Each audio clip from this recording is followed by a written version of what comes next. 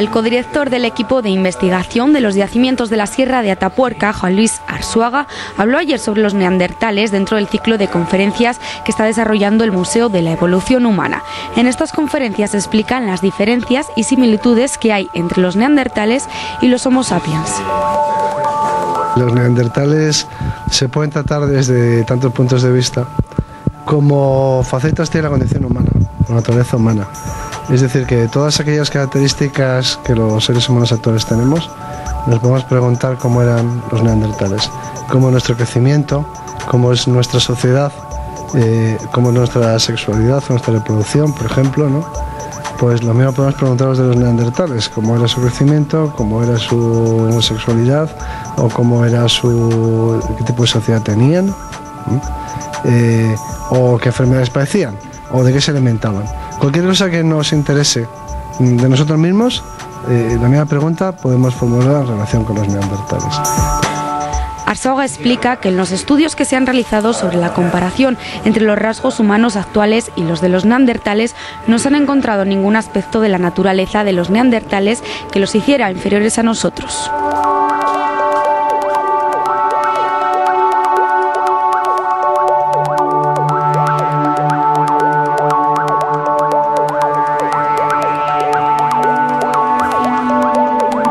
A la pregunta de por qué se extinguieron no podemos dar una contestación de pues porque tenían con respecto a nosotros esta inferioridad concreta, ¿no?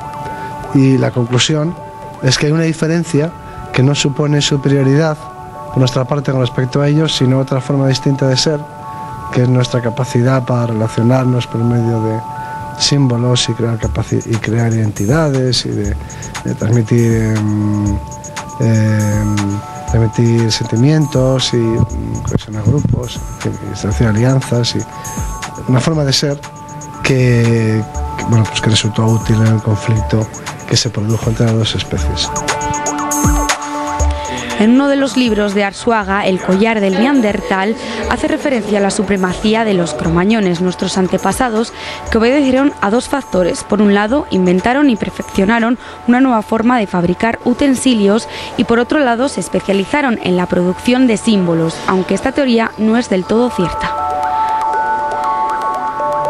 Un yacimiento que estamos excavando en Asturias en el que nos encontramos, una publicación reciente que hemos hecho, nos encontramos a los neandertales fabricando algunas de estas herramientas que se consideraba que solamente los cromañones eran capaces de hacer, y fabricándolas antes de que llegaran los cromañones a la península ibérica.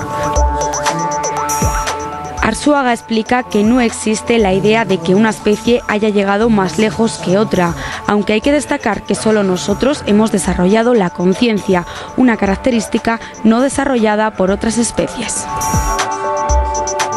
Nosotros no somos la especie que más ha evolucionado, así dicho en general, ¿no?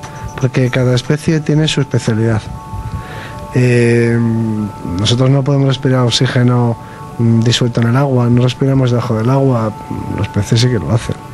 Es decir, que ellos son superiores a nosotros, debajo del agua. Y pues no sé, nosotros no volamos de forma natural, pero las aves sí lo hacen. Así que pues cada línea evolutiva tiene sus especializaciones. En los últimos miles de años se han producido algunos cambios en nuestra especie.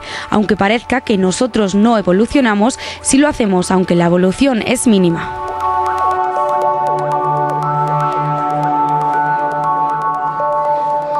Por ejemplo, curiosamente, el cerebro se ha reducido.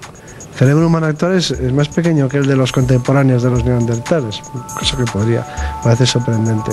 Sin embargo, se han producido otras mutaciones y algunas de esas mutaciones tienen que ver con nuestra cultura.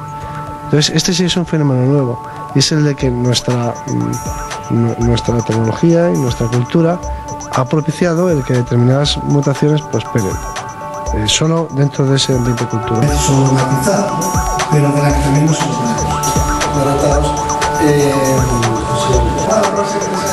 Por lo que actualmente y por primera vez en la historia de la vida sí que existe una interacción entre la cultura, la tecnología y la biología.